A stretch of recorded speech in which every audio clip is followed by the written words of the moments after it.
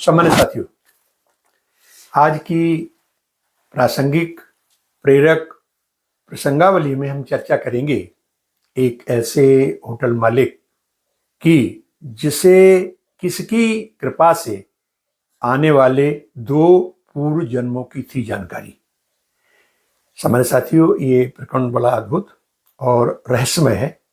मैं चाहूँगा कि पूरी संवाद यात्रा में आपकी सहभागिता मिले, जिससे उस गूढ़ रहस्य को आप भी समझ सकें। गीता प्रेस गोरखपुर से प्रकाशित कल्याण का प्रासादिक और बहुत प्रेरक जो विशेषांक है परलोक और पुनर्जन्म, उसमें इस सत्य घटना का विवरण दिया हुआ है।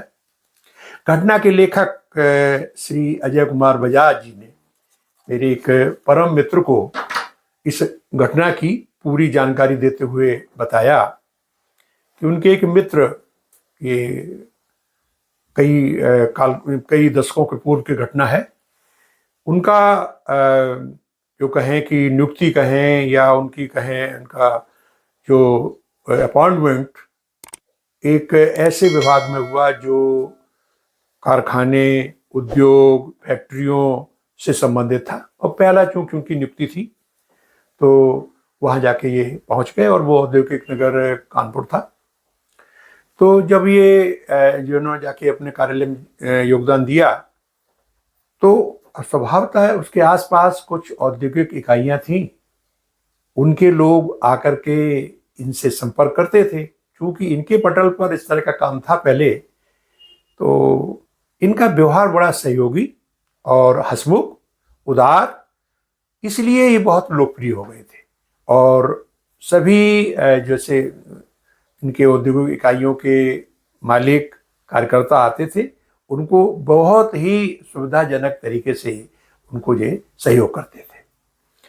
इसी क्रम में एक दिन एक 60 वर्ष का जैसे कहें पहलवान किस्म का व्यक्ति, सुडौल शरीर, बलिष्ठ, आकर इनके सामने बैठा और उसने प्रणाम करके कहा कि मेरे 2 लड़के इसी औद्योगिक इकाई यानी फैक्ट्री में काम करते हैं। आपके सद्व्यवहार की और सहयोगी भावना की बहुत प्रशंसा की, इसलिए मैं आपके पास आए बिना न रहा। और अपने जीवन के बारे में बताते हुए कहा कि मैं इस अपने क्षेत्र का बहुत सुप्रसिद्ध पहलवान था और हमारे गुरु थे, उनसे हमने गुरु दीक्षा ली और हनुमान जी का मैं परम भक्त हूँ। देखिए मेरे जेब में हनुमान चालीसा पड़ा हुआ है और हम जो है अखंड रामायण अक्सर कराते रहते हैं मंगलवार को। अब की बार जो हम मंगलवार को अखंड रामायण करा रहे हैं उसमें भंडारा भी करेंगे। हम चाहेंगे कि आप हमारे भंडारा में आकर के शोभा बढ़ाएं। ठीक है, उसके आमंत्रण को स्वीकार करके, क्योंकि शहर से लगा हुई गांव था, पहले ऐसे ही हुआ करते थे, शहरों का विस्तार कब हुआ था, देहात क्षेत्र लगा हुआ होता था, अब तो कर विकास प्राधिकरण बन गए हैं। तो ये गए और उन्होंने देखा कि पूरे क्षेत्र के लोग उसको बड़े प्रतिष्ठित और सम्मान के लिहाज से देख रहे हैं।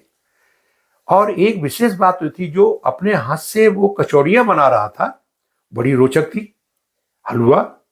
तो वो जो भंडारे में सबको दिए गए, तो इसको जब चलने लगे तो एक डिब्बे में कचौड़ी और हलवा बांध के रख दिया। इनका ही कहना है कि जब ये आए तो खाया और कहा कि बड़ी स्वादिष्ट है और विशेष तरह से बनाई गई है। दूसरे या तीसरे दिन वो युवक के पास, हालांकि जो अधिकारी हैं उनके पास, वही पहलवान आया और कहने लगा कि साहब कोई गुस्ताखी तो नहीं हुई, जल्दी में हमारे यहाँ बहुत लोग थे, हम आपकी सेवा शुश्रूषा नहीं कर पाए, हमने देखा कि आप पान के बड़े शौकीन हैं और तो ये हम पान आपके लिए लाए और मैनपुरी की तम्बाकू सुना आप बहुत पसंद करते हैं। तो उसने वो मैनपुरी की तम्बाकू डाल के पान दिया, इन्हें वहाँ प्रसन्नता हुई। इन्होंने कहा कि मैं एक आपसे अनुरोध करना चाहते हैं, सलाह मानिए कि आप इतनी सुंदर पकौड़ी वो बनाते हैं कचौड़ी, क्यों ना आप छोटा सा यहाँ ढाबा खोल लें, यहाँ जो फैक्ट्रियाँ हैं, औद्योगिक इकाइयाँ, उनके कर्मचारी आएंगे। अरे साहब, आप तो ऐसी बात कहते हैं, हम ठहरे गांव के आदमी, पहलवान, हम पे इतनी कहाँ पूंजी है कि हम ढाबा खोल लें। उन्होंने कहा नहीं, आप चाहें तो हम सरकारी रूप से जो सहायता होती है, बैंक अनुदान होते हैं, वो दिलवाएंगे और हम भी अपने स्तर से कुछ सहयोग देंगे। चलो, इनकी बात जो थी, देखिए जब आत्मा से बात निकलती है तो प्रभाव करती है। उसकी जो अधिकारी था उसकी बात ने इन पे प्रभाव किया और ये तैयार हो गए। पहलवान साहब, इनका गंगाधर नाम था, उन्होंने अपना एक छोटा सा ढाबा खोल लिया और उसमें उसी तरह के विशेष तरह की जो कचौड़ियाँ, हलवा, चाय, तो ऊपर से मैं कहूँ कि भगवत कृपा थी कि इतना अच्छा चलने लगा कि महीने और वर्ष बीतते बीतते एक अच्छी तरह से उसकी लोकप्रियता हासिल हो गई। और इसका परिणाम ये हुआ कि अब चूंकि ये नए नए थे तो इनको सुबह का नाश्ता, दोपहर का खाना, शाम को चाय लेके खुद पहुंच जाता था, और उसके बाद मैनपुरी तम्बाकू, शाम का खाना, ये उनके यहाँ नियमित हो गए और उसका भुगतान करते रहे और घर की तरह रहने लगे। अब क्या हुआ, मेरे मित्र को उन्होंने बताया है कि करीब 2 साल बाद उनका स्थानांतरण हो गया। तो जब स्थानांतरण हुआ तो उस दिन सभी लोग मिलने आए, तो ये भी आया और इसने कहा कि साहब आपने मेरे साथ बड़ा उपकार किया, देखिए आप ही की कृपा से मेरा ढाबा कितना अच्छा चल रहा और इस क्षेत्र में प्रसिद्ध हो गया। यहाँ तक कि लोग उनकी कचौड़ियाँ जैसे लखनऊ है या और कोई शहरों में जो जाते थे पैक करा के ले जाते थे, बंधवा के ले जाते थे। तो ये सब आपकी कृपा है। और अब आप क्यों जा रहे हैं, मैं आपको कुछ बदला नहीं दे सका, लेकिन मैं फिर आपकी सेवा करूंगा करीब 10-12 वर्ष के बाद। अब ये बात सुनी, उन्होंने चले गए। उनका कहना है, बजाज साहब ने जैसा उसमें लिखा है कि 12 वर्ष के बाद फिर उसका स्थानांतरण यानी कुछ पदोन्नति के बाद उसी शहर में हुआ, उसी कार्यालय में हुआ। तो अब चूंकि इसी बीच में उसका शादी हो गई थी उस अधिकारी की, उसका एक लड़का और एक लड़की थी। वो अपने पैतृक जहाँ उनका आवास था वहीं रह रहे थे। अब चूंकि बच्चे छोटे थे तो अकेला आ गया, रहने लगा। दूसरे दिन उन्होंने देखा कि 12 वर्ष का लड़का मैनपुरी की तम्बाकू डाल के पान और चाय लेके आया। इन्होंने चाय पी और ध्यान आया कि ये तो भाई गंगाधर के ढाबा वाली चाय है। लड़के ने मुस्का के कहा कि साहब आप आए हैं, मुझे पता लग गया है। अब आप का खाना, चूंकि आप अकेले रह रहे हैं, नाश्ता और शाम का भोजन वही हुआ करेगा, चलिए हम आपको दिखाते हैं। तो लड़का साथ लाया तो देख के दंग रह गए। पूरा विशाल और सुसज्जित होटल के रूप में जो ढाबा था बदल गया। तो ये आते जाते रहे।